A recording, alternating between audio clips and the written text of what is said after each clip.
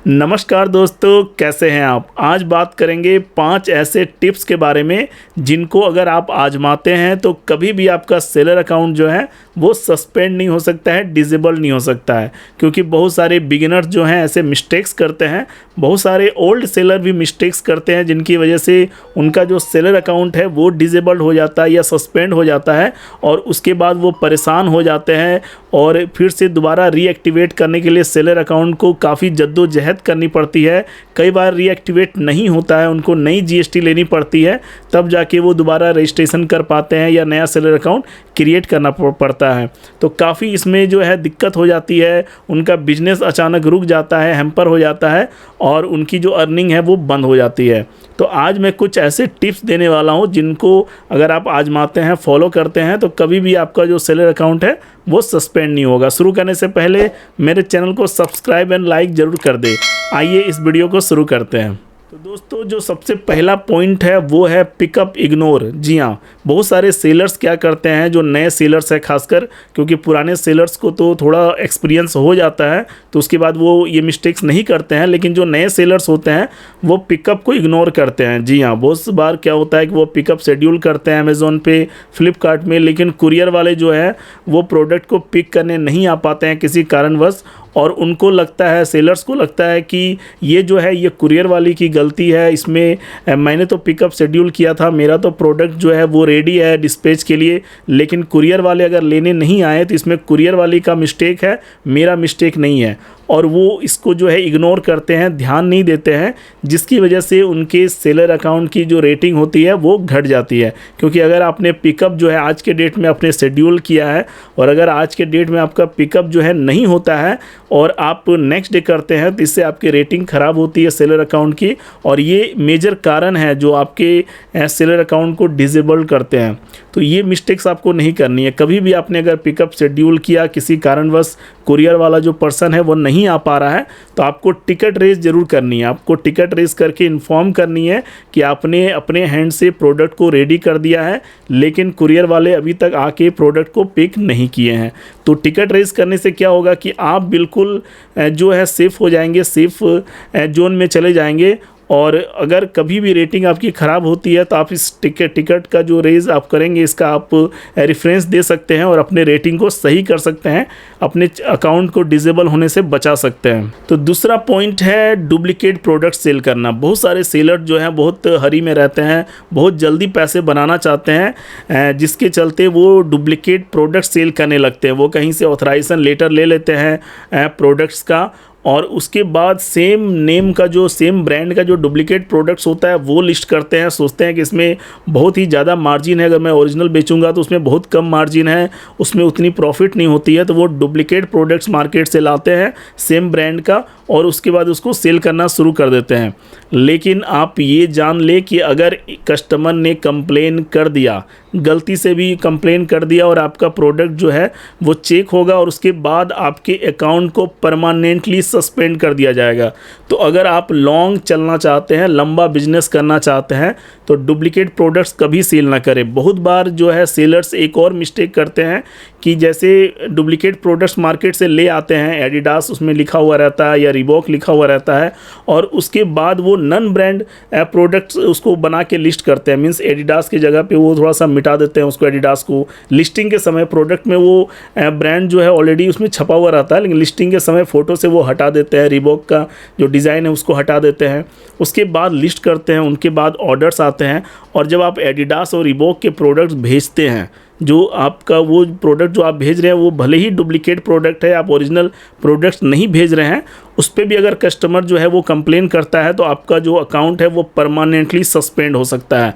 तो ऐसे मिस्टेक्स आपको नहीं करने, आपको ना डुप्लीकेट प्रोडक्ट सेल करने हैं ब्रांड ऑथराइजेशन लेकर, और ना ही आपको कभी भी किसी ब्रांड का डुप्लीकेट प्रोडक्ट जो है वो नन ब्रांड कैटेगरी पे लिस्ट करके आपको सेल नहीं करनी है। अगर आप ऐसा करेंगे परमानेंटली आपका जो अकाउंट है वो डिसेबल होगा और उसके बाद फिर जो है आप दोबारा रीएक्टिवेट करने के लिए आप भूल जाइए, काफ़ी मुश्किल होती है, आपको नई जीएसटी भी लेनी पड़ सकती है। और तीसरा पॉइंट है फेक ऑर्डर। जी हाँ, ये नए जो सेलर्स होते हैं या जो बिगिनर्स होते हैं, ये मिस्टेक जो है बहुत सारे सेलर्स कर रहे हैं और सोचते हैं कि अपने फ्रेंड्स के द्वारा या अपने रिलेटिव्स के द्वारा फेक ऑर्डर्स वो करवाएं और उसके बाद अपने प्रोडक्ट्स में रेटिंग दिलवाएं, जिसकी वजह से उनका जो सेल है वो इंक्रीज़ हो जाएगा। तो भाई मैं आपको बता दूं कि अमेज़ॉन हो या फ्लिपकार्ट हो या और भी दूसरे जो प्लेटफॉर्म हैं, मीशो, स्नैपडील, शॉपक्लूज़, सभी प्लेटफॉर्म का जो एल्गोरिदम है इतना स्ट्रॉन्ग है कि आप अगर अपने नियरेस्ट डियरेस्ट से अगर आप ऑर्डर प्लेस करवाते हैं रिपीट में, तो वो आपको पकड़ लेंगे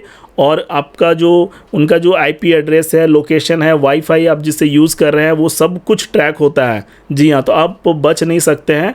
आप अगर अपने किसी रिलेटिव के द्वारा आप प्रोडक्ट्स को ऑर्डर करवा रहे हैं या किसी दूसरे के फ़ोन से आप ऑर्डर कर रहे हैं और आप सोच रहे हैं कि अमेज़ॉन का जो एल्गोरिदम है वो उसको नहीं पकड़ पाएगा या फ्लिपकार्ट का नहीं पकड़ पाएगा, तो आप इस मिस्टेक में कभी ना रहें, क्योंकि ऐसे जो फेक ऑर्डर्स अगर आप करवाएंगे रेटिंग्स के लिए तो आपका जो अकाउंट है वो डेफिनेटली सस्पेंड हो जाएगा। जी हाँ, क्योंकि आप एक बार बच सकते हैं, 2 बार बच सकते हैं, लेकिन तीसरी चौथी बार एल्गोरिदम जो है आपकी एक्टिविटी को जो है वो पकड़ लेगा और उसके बाद परमानेंटली सस्पेंड होगा आपका अकाउंट और फिर आप जो है अपने अकाउंट को रिकवर करना जो है काफ़ी मुश्किल हो जाएगा। तो ऐसी गलती कभी ना करें और अपने अकाउंट को सेफ रखें और अच्छे से अपने बिजनेस को रन करें। तो चौथा पॉइंट है प्राइसिंग। जी हाँ, बहुत सारे सेलर जो बिगिनर्स हैं वो खासकर ये मिस्टेक करते हैं कि जब वो लिस्टिंग करते हैं किसी प्रोडक्ट की तो सोचते हैं कि मैक्सिमम प्रॉफिट कमाना है। प्रॉफिट कमाना कोई गलत बात नहीं है, लेकिन अगर कोई प्रोडक्ट जो है ऑलरेडी किसी प्लेटफॉर्म में 100 का सेल हो रहा है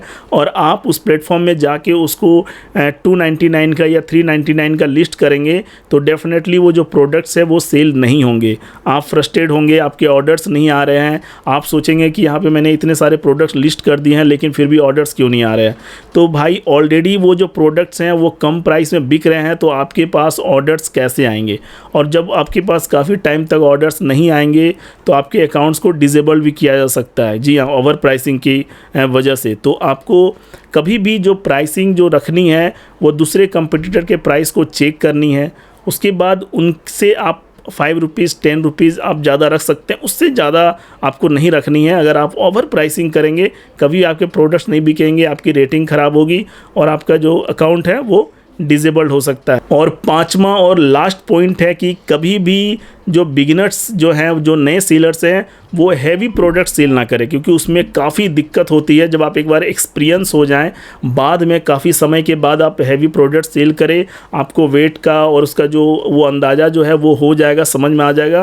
क्योंकि बिगिनिंग में जब आप सेल करेंगे तो आपके अगर आपने बहुत हैवी प्रोडक्ट्स, आपने बल्कि प्रोडक्ट अगर सेल किया है और वो रिटर्न अगर प्रोडक्ट आएगा तो आपके 10 प्रोडक्ट का जो प्रॉफिट मार्जिन है वो प्रोडक्ट खा जाएगा।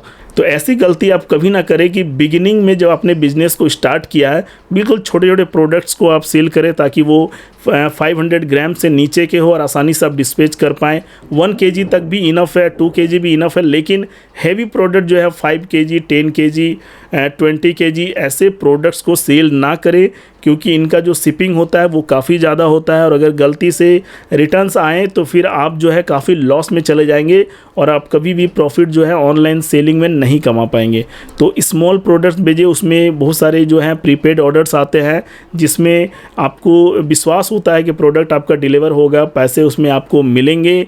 उसमें क्या है कि सेफ्टी ज़्यादा है दूसरे हैवी प्रोडक्ट्स के मुकाबले, इसलिए बिगिनिंग जो है हमेशा स्मॉल प्रोडक्ट से करें। एक बार आप जब एक्सपीरियंस हो जाएं, हर फंडा आप ऑनलाइन का समझ जाएं, उसके बाद आप हैवी प्रोडक्ट सेल कर सकते हैं, लेकिन शुरुआत में ऐसा रिस्क ना ले। तो ये 5 पॉइंट्स थे और इन पॉइंट्स को बिल्कुल आपको जो है दिमाग में बैठा लेना है और आपको इन पॉइंट्स को हमेशा फॉलो करना है जब भी आप ऑनलाइन लिस्ट करें या प्रोडक्ट सेल करें, या अगर आप ऑनलाइन सेलिंग में आप आना चाहते हैं, अभी तक आए नहीं हैं, तो इन पॉइंट्स को हमेशा अपने साथ लेकर चलें।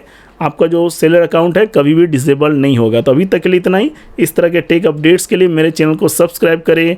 Thank you.